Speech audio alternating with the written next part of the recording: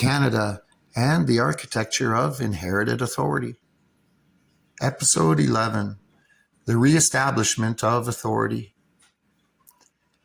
This investigation reaches its final point for now, not with another reinterpretation of history, but with a structural conclusion drawn from the pattern that has been examined throughout the series. Across centuries of governance, the same underlying sequence appears. Authority is issued through charters, commissions, proclamations, letters patent, statutes, and constitutional instruments, each one building on the last, each one preserving continuity of administration rather than restarting authority from the direct consent of the governed population.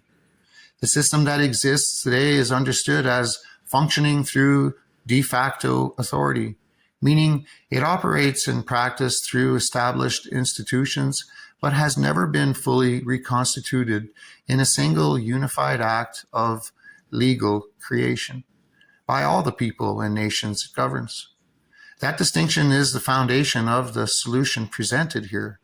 Because if authority was never fully reestablished at its origin point, then the solution is not reform of the system as it currently operates.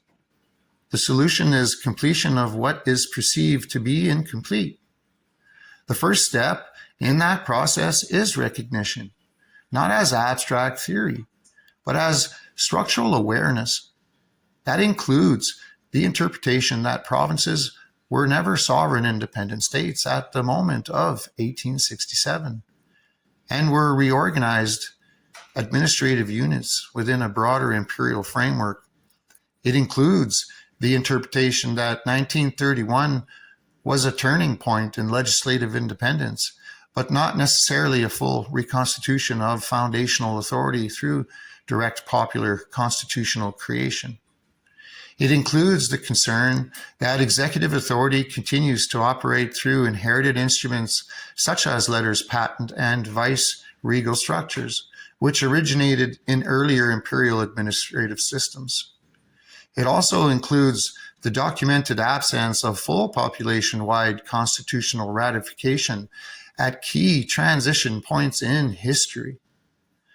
There were no empire-wide referendums establishing confederation, no unified public constitutional vote establishing sovereignty in 1931, and no direct nationwide referendum ratifying the Constitution Act of 1982.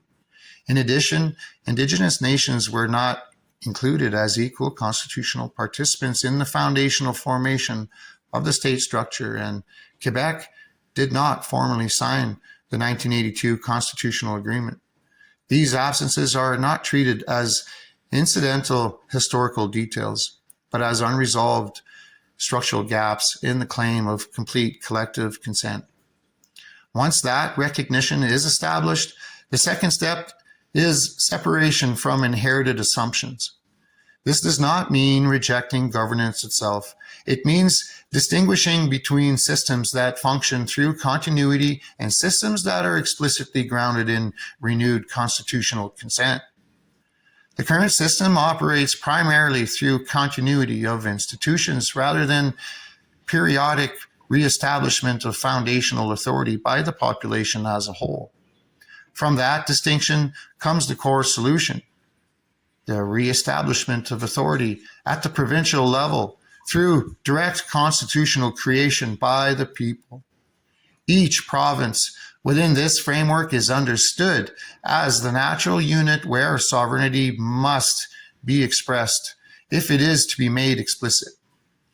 The solution begins with the formation of provincial constitutional assemblies composed of the people themselves, not appointed through existing governmental structures, but organized through civic participation. These assemblies are tasked with one function only, to define and write the constitutional foundation of governance for their province directly. This includes clearly establishing where authority originates, how executive power is selected and limited, how law is created, how courts derive jurisdiction, and how governance remains accountable to the population. It also includes defining the relationship between land, resources, and stewardship, ensuring that governance structures reflect the constitutional will of the people rather than an inherited administrative assumptions. This step is what transitions governance from illegal to legal. De facto authority exists because systems operate continuously. De jure authority exists when the population explicitly defines and authorizes the structure under which it is governed. The solution proposed here is the transition from the first condition to the second through direct constitutional creation. Indigenous inclusion is central within this framework, not as a consultative addition, but as a foundational requirement of legitimacy.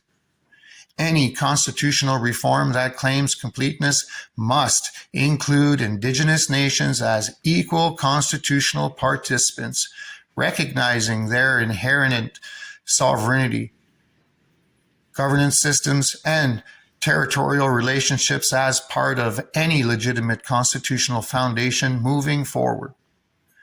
Only after provincial constitutional formation is complete does the question of broader political structure arise.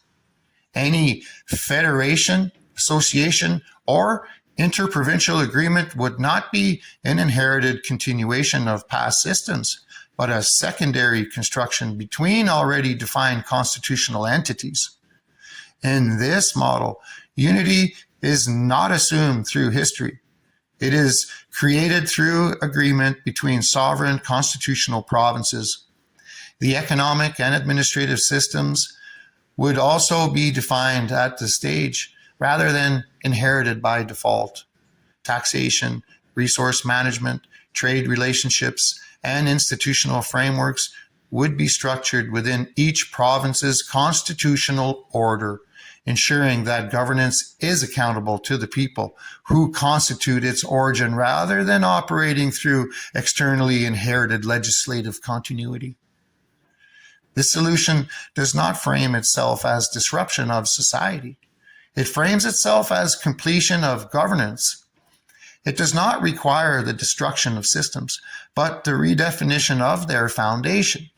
It shifts authority from inherited continuity to explicit constitutional authorship by the population itself. In this interpretation, legitimacy is not assumed because a system functions.